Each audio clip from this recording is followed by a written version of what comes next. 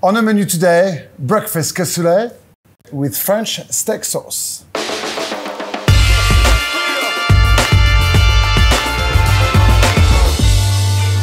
I'm not much of a breakfast guy, but I love a brunch, especially on a Sunday when I had the sleep-in, my first sleep-in of the week. I'm gonna show you how to make a brunch cassoulet.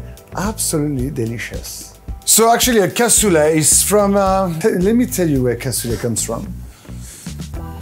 Cassoulet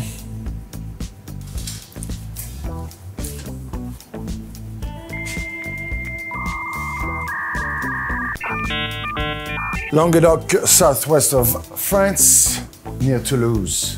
So actually a cassoulet is from the region of Toulouse or Languedoc in the southwest of France. It's absolutely amazing dish. It's like a one-pot wonder stew, which has got white beans, pork bellies, Toulouse sausages, confit dark in there, and it's got dark fat. It's just like an amazing dish. But what I'm gonna do is I'm gonna do a take on that dish and make a brunch out of it. So I've got some Italian sausages. You can use any type of sausage that you want. All I'm gonna do at this stage is I'm gonna fry the sausages to give them a nice little caramelization on either side. So I've got a bit of oil in, sausages. Oh, no. Not hot enough. You've got to be patient in life. Let's wait for it. Patience is a virtue. And I don't have any virtue or patience.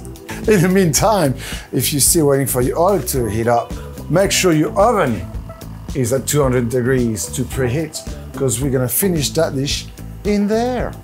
So what I've done here is, because they're thin sausages, I've got about 2 sausages per person. Sometimes I write recipes and I forgot to add a couple of things, and butter is one of, yes, I always use butter, regardless what I cook. I think what I love about butter is it's not only the flavor, but when it starts burning into the pan, it brings a little bit more flavor and more color to your meat or even your vegetables. See, that type of sausage and smell really opens your appetite on a Sunday morning, doesn't it? So I'm not gonna fully cook the sausage, I'm just giving it a beautiful caramelization, a nice brown golden color on the outside. And then I'm gonna take them out and I'm gonna chop some onion and use the same pan to cook the onions. So after the sausage are just slightly cooked and caramelized, I'm gonna take them out of the pan and I'm gonna slice some onions and caramelize onion in the same pan. The first 2,000 onions are the hardest to chop. After that, you don't cry anymore.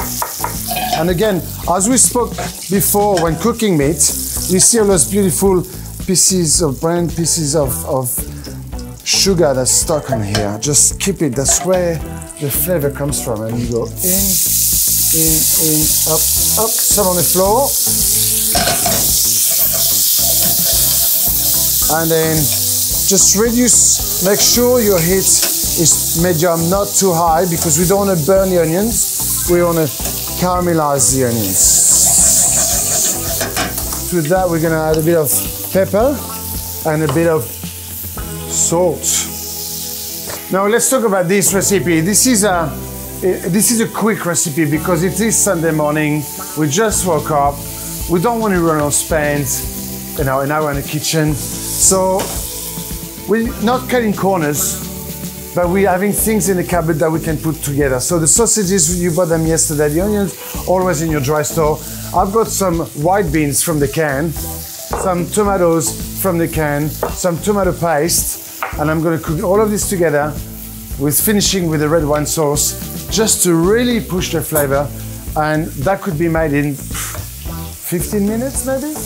Let's time it. Mom, no, I told you I'm cooking. Yes, I'll call you back. Love ya. Moms. So you start to see a little bit of color on the onions, a little bit of caramelization. That's where time after time, we love it. Sometimes, the time is a little bit hard, so you've got to pick the the leaves out of. But thyme and onion and red wine sauce, marriage in heaven. Okay, I'm gonna reduce the heat a little bit. I want the onion to really wilt down and caramelize slowly. Somehow, somewhat, there's not enough butter in the recipe. Don't judge me, I'm French.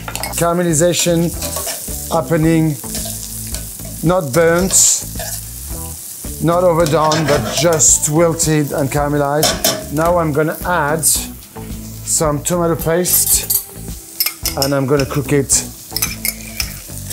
for another minute or so. Look at this. Look, these onions are looking, smelling delicious. So then I'm gonna add the white beans from the can. Don't judge me. I'm like any other normal people on this planet.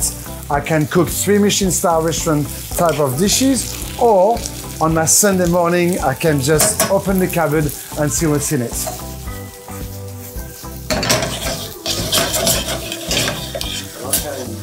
What I'm trying to say is, I'm a chef by trade and I can cook some really good damn food.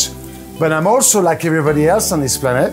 On Sunday morning, I just open the cupboard and see what's in it and make some nice little recipes with it. Tin tomato, chopped tin tomatoes. And a little bit of stock. Bring this to boil. I mean, look at this. That looks like a nice little bean stew already.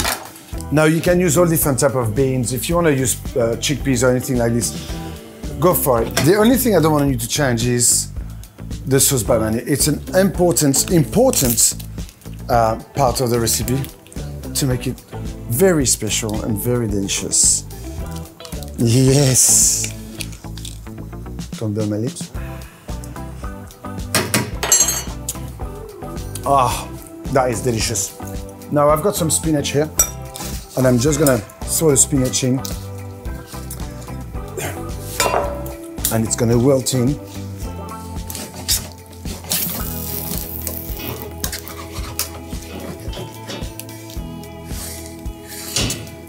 So now, what you could do is to put the sausage back in, crack the eggs on top, and put the whole thing in the oven. Or, if you're like me, and you've got special dishes in your cupboard, I'm gonna do the individual stuff.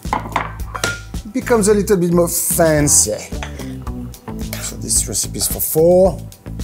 I'm just making 2 now. Cut sausages and put it in.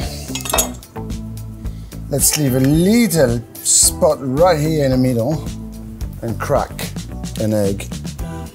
And that goes straight in the oven to cook the eggs about 10 minutes, I say. So we've got this little brunch in the oven nearly ready. And I've got some bread here, which you can again use any type of bread you want. I don't want to cut it too thin. So we're gonna cut it at an angle like this. We've got a French baguette. Have you ever had a French baguette before? Okay, we're gonna rub some bit of olive oil over the top like this. Right, straight in, just grill it.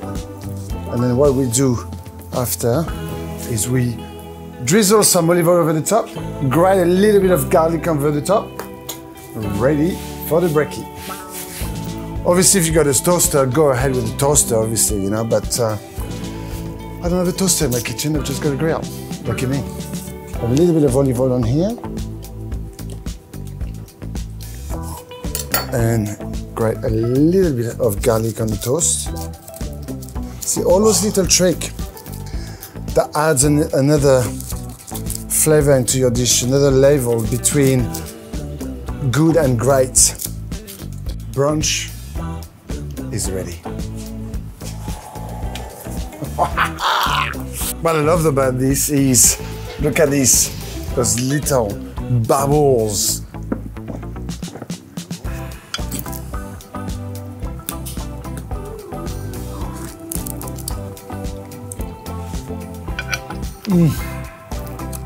On the same France. Bon appétit.